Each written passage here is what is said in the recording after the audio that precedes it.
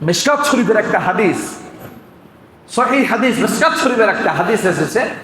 পয়গম্বরের এক সাহাবী আল্লাহ রাসূল সাল্লাল্লাহু আলাইহি ওয়াসাল্লামকে এসে বলতেছে, নবীজি আমি জিনা করেছি, আমি জেনা করেছি, ভুল করেছি।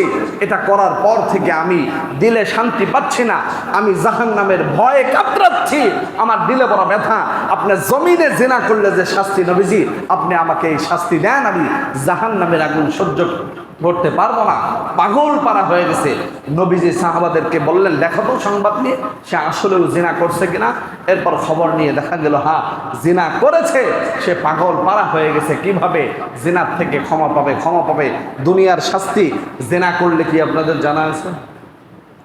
বিবাহিত ব্যক্তি যদি ব্যভিচার করে, জিনা করে, ওই সাহাবী ব্যভিচার ওই বিবাহিত ছিলেন, বিবাহ করেছিলেন, শাস্তি হচ্ছে কোমর পর্যন্ত মাটিতে গেড়ে সকলে মেরে পাথর নিক্ষেপ করে তাকে দুনিয়ার থেকে বিদায় করে দিবে, মৃত্যুদণ্ড দিবে ব্যভিচারী। ইসলামের কত সুন্দর দেখেন। ভয়ে মানুষ, পুলিশ রাস্তায় দেখলে মোটরসাইকেল অন্য রাস্তা দিয়ে ঘুরাই নিয়ে যায় শুধুমাত্র জরিমানার জন্য। দেন বলেন না ঠিক না? যে জমিনে দ্বীনের হুকুমত কায়েম থাকবে, যে বিবাহিত ব্যক্তি নিজের বিবি ছাড়া অন্য বিবির সাথে যদি সম্পর্ক করে, তো সমাজের সকল মানুষের সামনে রাষ্ট্র তাকে একটা বড় জায়গা নির্ধারণ করে কোমর পর্যন্ত গাড়বে, এরপর পাথর নিক্ষেপ করে মৃত্যুদণ্ড কার্যকর করবে।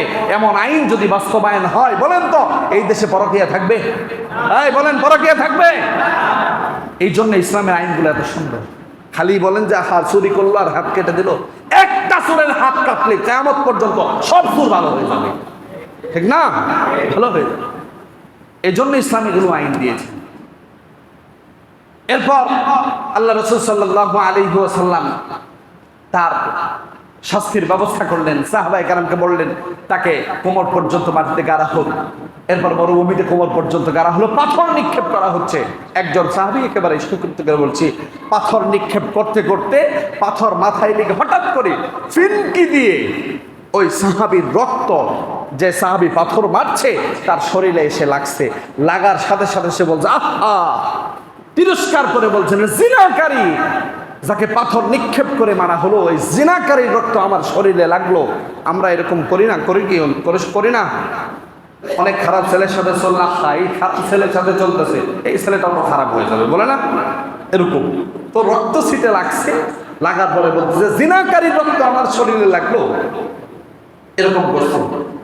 নবীজি দেখেই তাকে ধমক দিছে, না তারা জিনাকারী বলো না, বলো তওবাকারী। কারণ নবীজি হাদিসের মধ্যে বলেছেন তার তওবা যদি পুরা দুনিয়ার বর্তমান তৎকালীন জামানার যত গুনাহগার রয়েছে, মুসলমান যত গুনাহগার রয়েছে, তার তওবার তাকওয়ার ওজন আর এটার বারাকা যদি পুরা দুনিয়ার গুনাহগারদেরকে ভাগ করে দেওয়া হয়, পুরা দুনিয়ার গুনাহগাররা তার একজনের তওবার দ্বারা মাপ পাওয়া যথেষ্ট হয়ে যাবে।